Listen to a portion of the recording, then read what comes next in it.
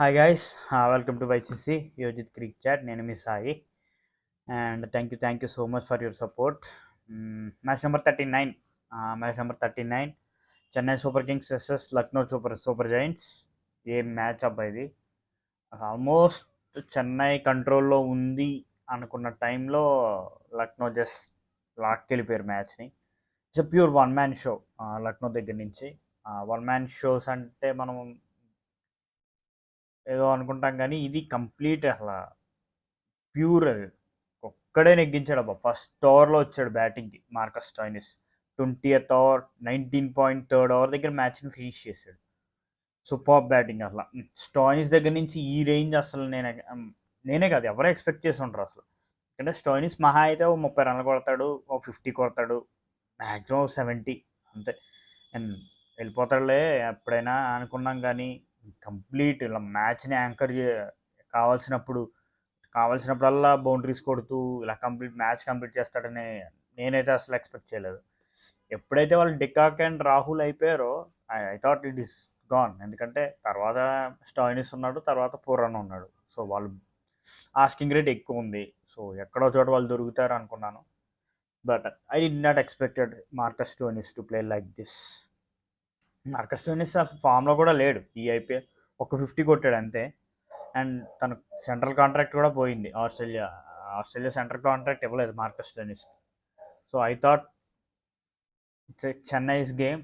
చివరిలో సింపుల్గా హల్క్ వచ్చి డిమాలిష్ చేసి హెడ్ వేసాడు.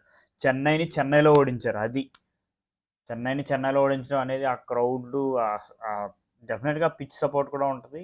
But Lucknow has won it. Toss చాలా క్రూషియల్. చెన్నై మ్యాచెస్లో టాస్ ఎప్పుడూ అంతే చాలా క్రూషియల్. అండ్ రుతురాజ్ ఆల్మోస్ట్ ఏడు టాస్లో ఓడిపోయాడు ఈ ఐపీఎల్లో. ఫస్ట్ రుతురాజ్ టాస్ ఎలా నెగ్గలో చూసుకోవాలి, తనే ఒప్పుకున్నాడు. But to be frank toss మన చేతిలో ఉంటుంది. ఎగరేస్తాం, ఏమవుతుందో ఎవరికి తెలీదు, ఏదో చెప్తారు. సో టాస్ అనేది లక్నో నెగ్గడం అక్కడే వాళ్ళకి చాలా ప్లస్ అయింది. ఎందుకంటే డ్యూ భయంకరంగా ఉందబ్బా dew. And first 10 overs Chennai ఆడిన first 10 overs the batting is not that easy. అంత ఈజీ ఏం కాదు. అందరూ స్ట్రగుల్ అయ్యారు. And Chennai batted first. మనం అనుకున్నాం, ప్రివ్యూలో మాట్లాడుకున్నాం, ఇదే చెన్నై ఏదైనా చేంజ్ చేయాలంటే ఒకే ఒక్క చేంజ్ చేయాలి, దట్ ఈస్ రచిన్ రవీంద్ర ప్లేస్లో బ్రింగింగ్ డారెన్ మిచెల్. అదే చేశారు వాళ్ళు. డారెన్ మిచెల్ తీసుకొచ్చాడు. రచిన్ రవీంద్ర ఆడట్లేదని చెప్పి డారెన్ మిచెల్ తీసుకొచ్చాడు. డారెన్ మిచెల్ కూడా ఆడలేదు. సో ఇదే చెన్నైకి స్ట్రగుల్ అవుతుంది ఈ Darren Mitchell and Rachin Ravindra failure. And first ఓవర్లోనే Rahane is gone. Super catch from Rahul. Super catch, అది కంప్లీట్ డైవింగ్ క్యాచ్. అండ్ అక్కడ ఓవర్లో మిచెల్ వచ్చాడు. రుతురాజ్ మటుకి ఫస్ట్ నుంచి కూడా ఏం షాట్లు ఆడాడబ్బా. టైమింగ్ కానీ, కరెక్ట్ ఆ ప్లేస్ కరెక్ట్గా మధ్యలోంచి బైసెక్ట్ చేయడం కానీ, super batting from Ruturaj. First నుంచి కూడా రుతురాజ్ 4 మీదే ఎక్కువ కాన్సన్ట్రేట్ చేశాడని చెప్పాలి. 13th ఓవర్ దాకా చెన్నైకి ఒక్క 6 కూడా పడలా.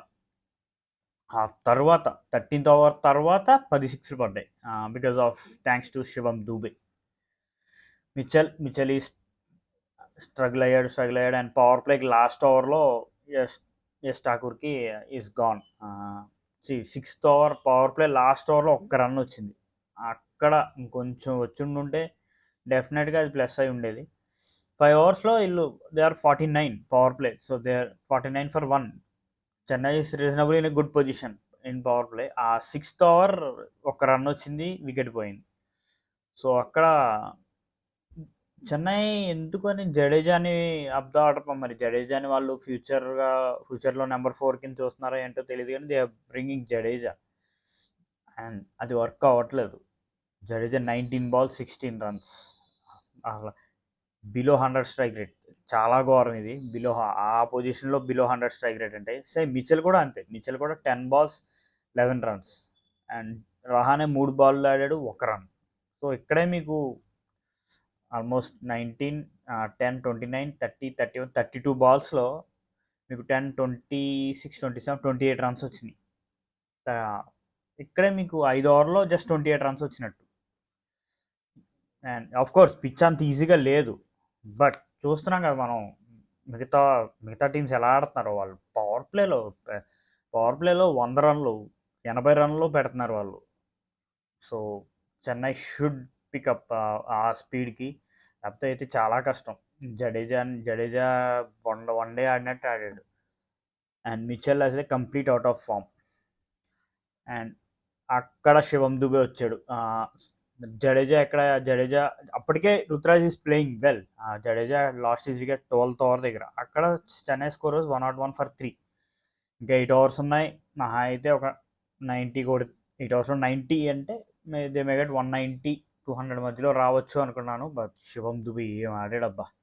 రావడమే ఎత్తుకున్నాడు అసలు. మోషన్ ఖాన్నో ఎస్టాకుడ్ అనుకుంటా 3 సిక్స్లు కొట్టాడు.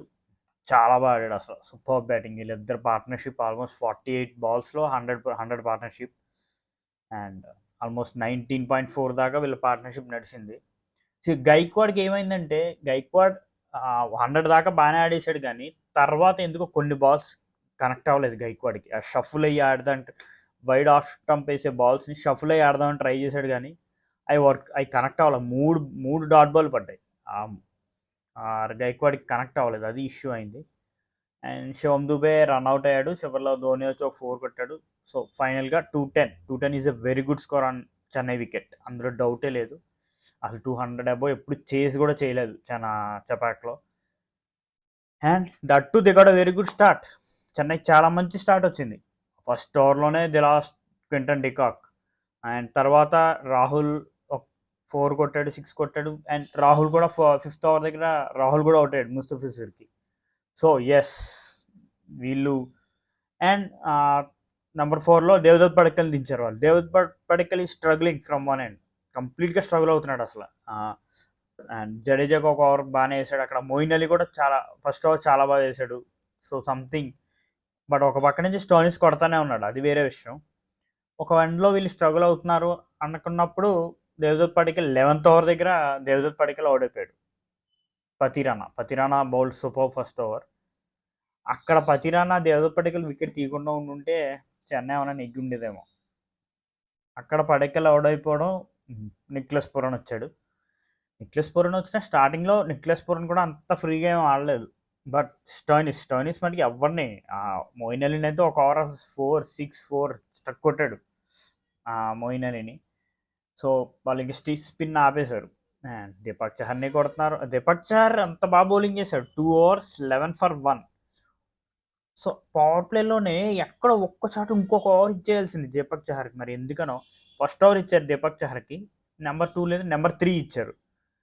ఇంకొక ఓవర్ ఇచ్చేసి ఉంటే బాగుండేదేమో. మరి ఫిట్నెస్ ఇష్యూస్ ఏమైనా ఉన్నాయో ఏదో మనకు తెలియదు, కానీ దీపక్ చహర్ ఇంకొక ఓవర్ ఇచ్చుంటే ఇక్కడ ఈ 17, 16, 17, 15 దగ్గర షార్దుల్ ఠాకూర్ని ఆపేసి ఉండాల్సింది. బట్ దీపక్ చహర్ అయితే horrible day in feeling. Almost catch వదిలేశాడు. 2 4లు చేతులారా ఆపాల్సిన ఈజీగా 2 వదిలేశాడు. So it's a horrible day for him. And but ఎప్పుడు కూడా రన్ రేట్ 13, 14 వెళ్తానే ఉంది వాళ్ళకి.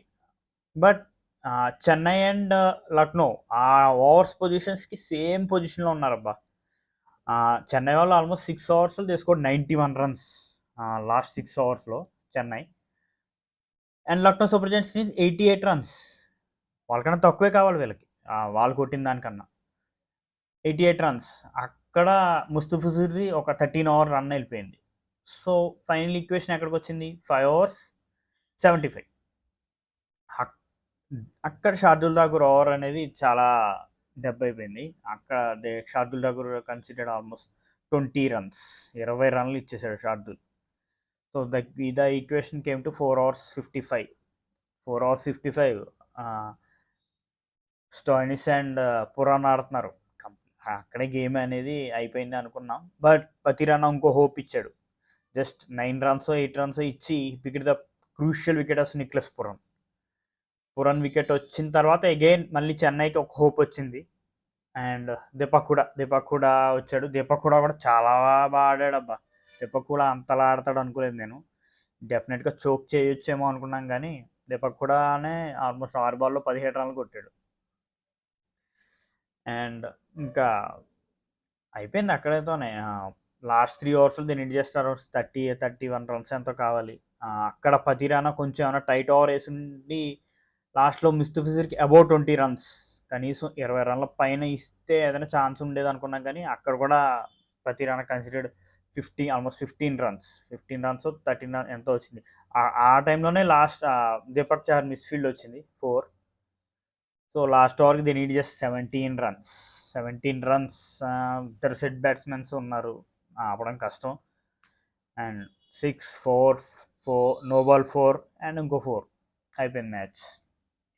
But super batting from Marcus Stoinis. ఏం ఆడాడబ్బా అసలు.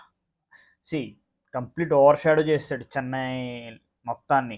చెన్నైలో రుతురాజ్ ఇన్నింగ్స్ని పర్టికులర్గా ఇది నలిఫై అయిపోయింది. ఒకసారి మనం చూస్తే దేవదత్ పడికల్ ఇన్నింగ్స్ అండ్ జడేజా ఆడిన ఇన్నింగ్స్ ఓకే, నలిఫై అయిపోయింది. డిఫరెన్స్ ఎక్కడ వచ్చింది? The way Marcus Stoinis played. Marcus Stoinis 63 బాల్లోనే 124 కొట్టాడు అండ్ వీళ్ళు ఫస్ట్ నుంచి 6లు కొడతానే ఉన్నారు. And Jadeja Ruturaj 60 balls 108 with strike rate 180. ఇక్కడే డిఫరెన్స్ వచ్చింది. బట్ చెన్నై బ్యాటింగ్ చేసే టైంకి the pitch was really tough. Hats off Ruturaj Gaikwad అలా ఆడినందుకు. స్టార్టింగ్లో అంత టఫ్ కండిషన్స్ ఉన్నప్పుడు కూడా he played really well. And it's bad luck ఏంటంటే దీపక్ చహర్ రుతురాజ్ చేసిన 2 సెంచరీల్లో చేసిన మ్యాచ్లో కూడా చెన్నై ఓడిపోయింది. అండ్ మీకు గుర్తుంటే 123 కొట్టాడు ఇండియన్ టీంకి ఆడినప్పుడు రుతురాజ్. ఆ మ్యాచ్ కూడా ఓడిపోయింది. సో రుతురాజ్ సెంచరీస్ అనేవి మరి కలిసి రావట్లేదేమో. అండ్ పాయింట్స్ టేబుల్ అయితే Lucknow is in a very good position అని చెప్పాలి. వాళ్ళు ఇన్ ద స్పాన్ ఆఫ్ 4 daysలో 2 సార్లు చెన్నైని ఓడించారు వాళ్ళు. So they are in a very comfortable position. 8 matches 5 wins. ఇంకొక 6 matchesలో దే నీడ్ 3 wins, వాళ్ళు వెళ్ళిపోతారు. ఎనీవే మనం మాట్లాడుకున్న ఒకే ఒక స్పాట్ ఖాళీగా ఉంది టెక్నిక్గా కరెక్ట్గా మాట్లాడితే. ఏదైనా మిరాకిల్ జరిగితే తప్ప almost 3 spots are confirm. Rajasthan, KKR, Sunrisers. So డెఫినెట్గా చెన్నైకి సిచ్యువేషన్ అనేది చాలా టఫ్ అయింది. Chennai and Gujarat are in same position now. 8 matches 4 wins 4 losses. గుజరాత్ కూడా అంతే, 4 wins 4 losses. చూడాలి మరి. All the best CSK and congrats LSG. I think ఈసారి కూడా వాళ్ళు ప్లే క్వాలిఫై అయితే ఇట్ ఈస్ 3rd time కంటిన్యూస్గా 3 సార్లు ఎల్ఎస్జీ ఆడిన ప్రతి ఐపీఎల్లో వాళ్ళు ప్లే ఆఫ్స్కి వెళ్ళినట్టు. Thank you so much. Please like, share and subscribe if you like my content. Thank you.